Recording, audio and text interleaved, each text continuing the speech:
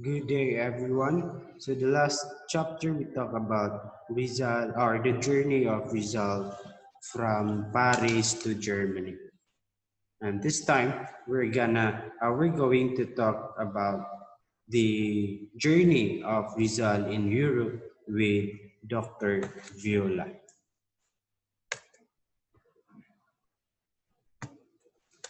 After the publication of Noli Me Tangere in Berlin, Rizal and Dr. Viola left the city on May 11, 1887. So May is an ideal month for travel since the season of spring started to fill the air and flowers of various sizes, shapes, and colors with pleasing scents start to bloom that excited admiration. Then they first visited Potsdam. In this city, they saw the fantastic and imposing mausoleum including the marble statue of Frederick the Great and his consort, and the magnificent palaces and the historic windmills. Then they next visited Dresden, one of the cities in Germany. The city has botanical gardens where different plants are exhibited for viewing and scientific study. Dresden also has monuments and landmarks maintained with their aesthetic and historical significance. They also have museums where beautiful work of art and other objects of paramount importance and permanent values are displayed and kept. Magnificent buildings in Dresden adorned with classical splendor. So Rizal and Viola were very impressed with the beautiful and educational things na ilang nakita diri sa Dresden. Then after Dresden, they went to Dresden, a place in Central Europe. They warned Professor Blumentritt to inform on their arrival at Leitmeritz, Bohemia. Then, fortunately, Professor Blumentritt received their wire and was standing and waiting for Rizal and Dr. Viola at the train station. Then, Rizal was very overwhelmed with joy because finally he and Blumentritt, who came to know each other through correspondence, met in person as he introduced Dr. Viola to the kind-hearted Austrian professor. The Professor Blumentritt, delighted to see Rizal and embraced Rizal as his loving son. Then after an exchange of pleasantries, Blumentritt helped the two Filipino doctors to get a room at Hotel Krebs. The name of Blumentritt's wife is Rosa.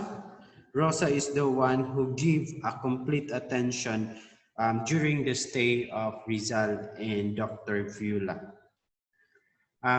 Blumentritt remarked to Viola or to Dr. Viola that Rizal was the greatest product of the Philippines and that his coming to the world was like the appearance of a rare comet whose rare brilliance appears only every other century. So Dr. Blumentritt described Rizal as comet, where makita ra na nato siya tagsa every other century. So rare ra kayo na ang yang gingon is rare ra kayo si Rizal na naasa ay kanang rare ra kayo na pagkatao. So mo na nakaingon siya na Rizal was the greatest product of the Philippines. He also added that Rizal is not only the most prominent man of his own people, but the greatest man the Malayan race has ever produced. His memory will never perish, and his fatherland, and future generation of Spaniards will yet learn to utter his name with respect and reverence. While in Let Me Read, Rizal met another well-known scientist of Europe, and that is Dr. Zepelak and Dr. Glatschak. Um, both scientists were highly pleased to meet the Filipino scholar, or that is Rizal.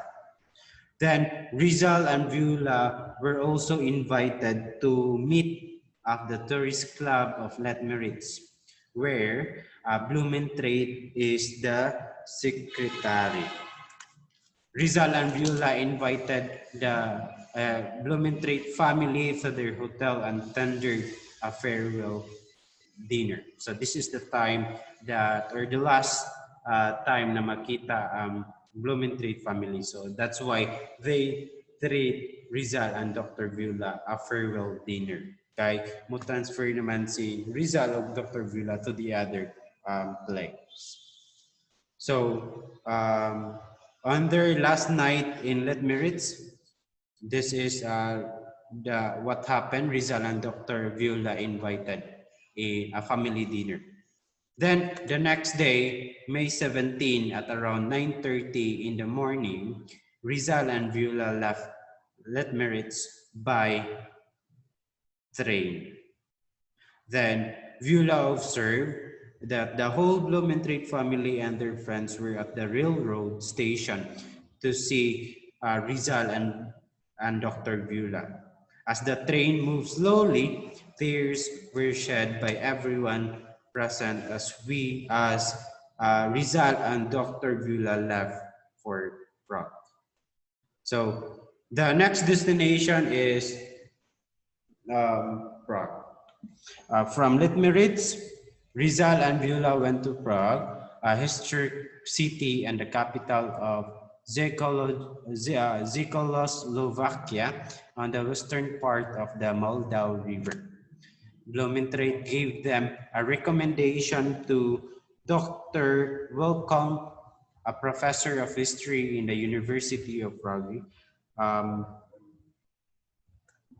Then they went to tomb of Nicholas Copernicus, the famous Polish astronomer, the Museum of Natural History, the bacteriological laboratories, and the famous and widely celebrated cave where San Juan Nepomuceno incarcerated, and the bridge where the saint was thrown into the river. Then, after staying a few days, they went to Vienna. So Rizal and Viola arrived in the city of Vienna, capital of Austria. This beautiful city is famous in songs and beautiful stories that impressed the two doctors. Then, to change the panorama, so sige raman sila train, in the course of their travels, they decided to take a small boat that traveled along the famous and romantic Danube River to see the beautiful sceneries. Then, after Vienna, they went to Linz and Rainfall. So, the end of Danube River voyage of Rizal and Viola ended in Linz. They left Austria from Salzburg, a city in West Austria and the birthplace of Mozart. From Munich, they went to Ulm, a city in East Baden-Württemberg in Germany. At this city, they visited the biggest and tallest cathedral in Germany. In the part of June, Rizal and Viola crossed the Swiss border, making brief stops successively at Schaffhausen, Basel, Bern, and Lausanne. Then they disembarked at Geneva or Geneva, seat of the League of Nations. The people of Geneva speak French, Italian, and Germany.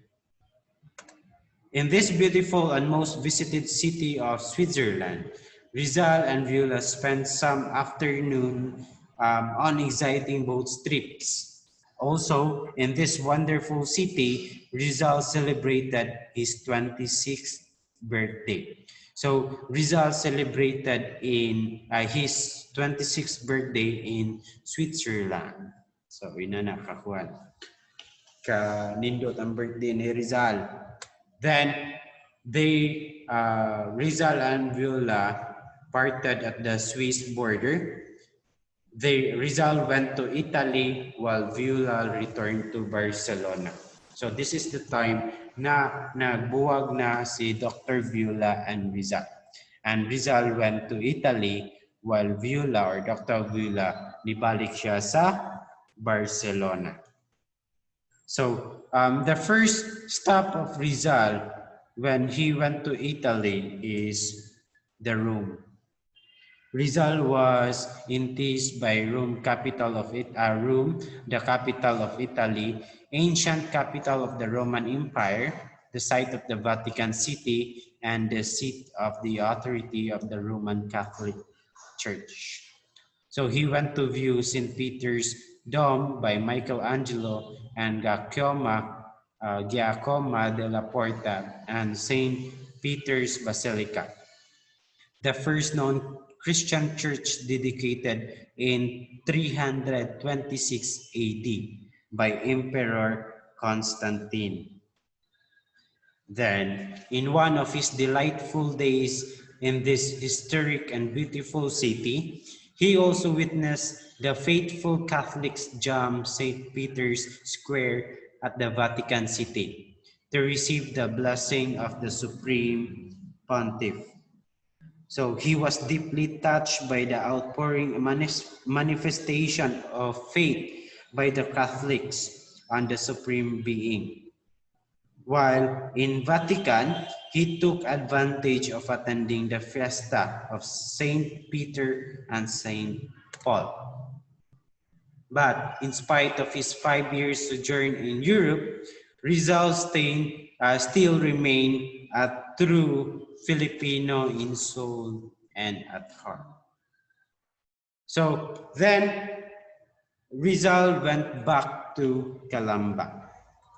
After almost 5 years of memorable temporary stay in Europe, he left Rome by train headed for Marseilles on July 3, 1887. He boarded Gemna, the same ship. It is the ship that pag-ato niya sa Europe 5 years ago. So there were about 50 passengers composed of Englishmen, Germans, Chinese, Japanese, and French men. He slept on the upper deck, heard soft music, and played chess with the other passengers. So since Rizal was the only one passenger in the boat who could speak many languages, so he acted as interpreter for the Germans, Japanese, Chinese, and Italians. Seaport in the People's Republic of Yemen, the sea became rough because of the bad weather. So during sa iyang paglarga, so Rizal experienced bad weather. So then at Siagon on July 30, he transferred to the SS Haiphong, which reached Manila on August 6. Then he said, he sent a letter to Blumentritt of his homecoming. Then he said, I had a pleasant voyage. I found my family enjoying the best of health, and our happiness was great in seeing each other again. They shed tears of joy, and I had to answer the questions, thousands of questions at the same time. So Rizal Rizal's family was apprehensive about his safety. So Pasiano did not leave him after his arrival to protect him from any untoward incident. Even his father did not allow him to go out alone, for something bad might happen. Then, during his stay in Calamba, he opened a medical clinic and his first patient was his mother. With the adequate knowledge about the science of ophthalmology and his surgical skills acquired in the best eye clinics in Europe, he successfully removed the cataract from his mother's eye.